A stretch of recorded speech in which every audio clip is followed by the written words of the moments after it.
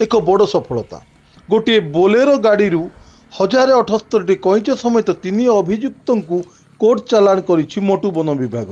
मिलिथिबा सूचना अनुसार मालकानगिरी वन अधिकारी साई किरण डी एक विशेष सूत्र खबर पाई मोटू वन विभाग एक टीम को सोमवार विलंबित रात्र समय पेट्रोलिंग करने को निर्देश देते। तेबे यही टीम टी मोटू ब्रिज निकट पेट्रोल करुवा समय कोंटा ब्रिज उपर एक बोलेरो गाड़ी द्रुत गति आसुवा देखि गाड़ी को सन्देह अटकाई पर जांच कर उक्त गाड़ी शह शह कईच बेआईन भाव चालाण होता देखि उक्त गाड़ी एवं तन्मध्यरु चालाणकारी मान गिरफ कर कार्यालय को आनी पाखापाखि 1078 कईच जबत कर तन्मध्यरु 910 जीवंत कईच एवं 168 मृत्यु कईच रही एसमेत